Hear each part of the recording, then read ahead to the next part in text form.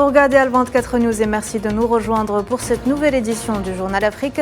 Pour commencer, sur la côte est de la Libye, le bilan des inondations dévastatrices ne cesse de s'alourdir, dépassant les 5500 morts. Et face à l'ampleur de la catastrophe, l'aide internationale s'intensifie, dont l'Algérie, de nombreux pays d'Afrique du Nord et du Moyen-Orient, ainsi que l'ONU, les États-Unis et l'Union européenne. Tous ont envoyé des équipes de secours, notamment de la nourriture, des réservoirs d'eau, des abris d'urgence et des fournitures médicales.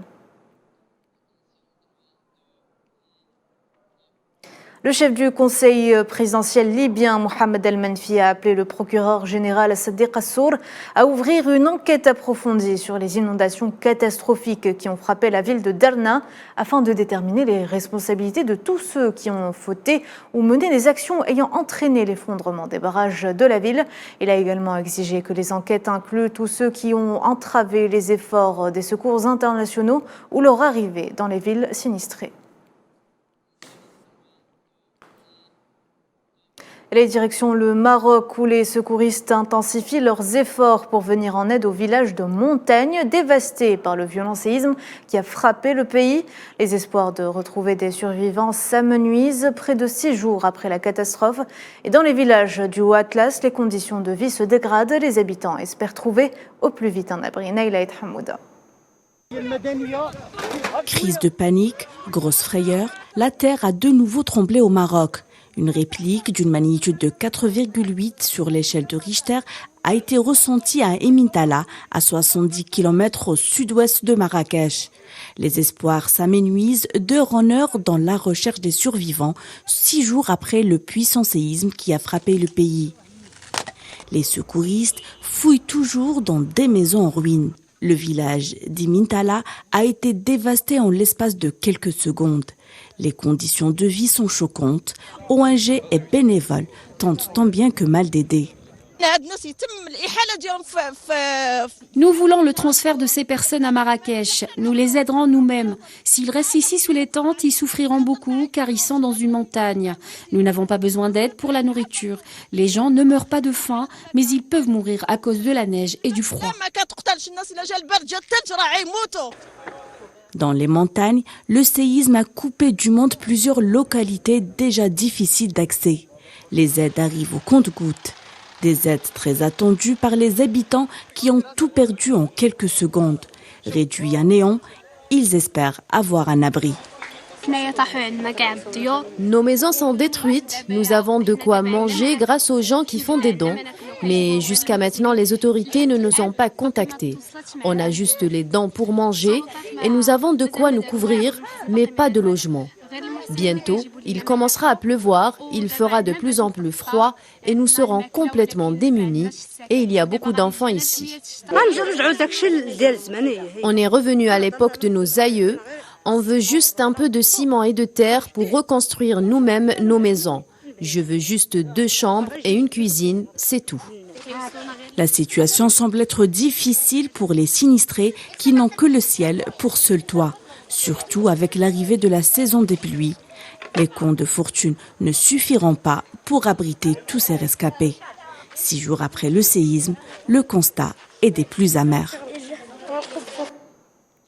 Les dirigeants du groupe de Genève de soutien au Sahara occidental ont souligné lors d'un colloque en marge de la 54e session du Conseil des droits de l'homme des Nations Unies la responsabilité de la communauté internationale pour mettre fin à la colonisation du Sahara occidental et la responsabilité particulière de l'Espagne.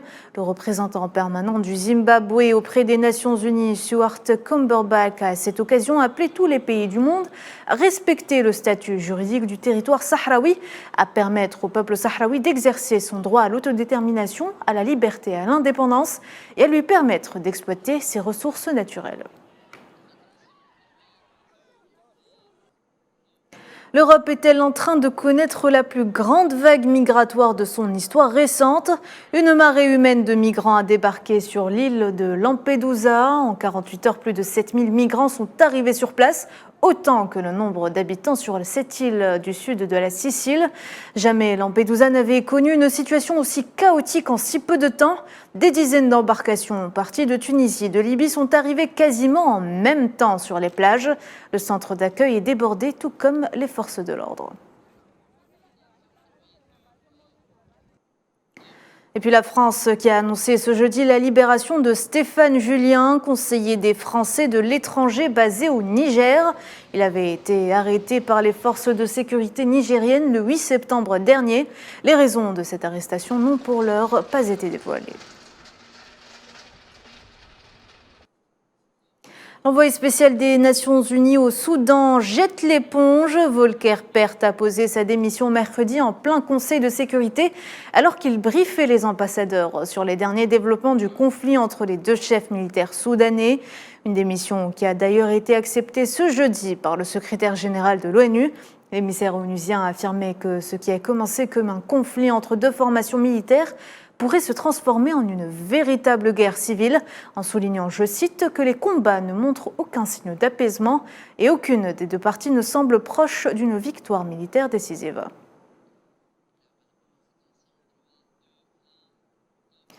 Le gouvernement burkinabé a adopté mercredi un projet de loi relatif au contenu local dans le secteur minier au Burkina Faso. En outre, l'ensemble des mécanismes portant sur le développement des capacités nationales dans la fourniture des biens et des services, l'utilisation des ressources humaines nationales et le transfert de technologies. Le projet de loi vise à disposer d'un cadre juridique complet sur le contenu local. Le Conseil des ministres a d'ailleurs donné son accord pour la transmission du dit projet de loi à l'Assemblée législative de transition. Voilà, c'est la fin de ce journal. Merci de l'avoir suivi. Vous pouvez revoir ce programme sur nos réseaux sociaux en scannant le QR code qui s'affiche en bas de votre écran. L'actualité continue sur Al24 News. À demain.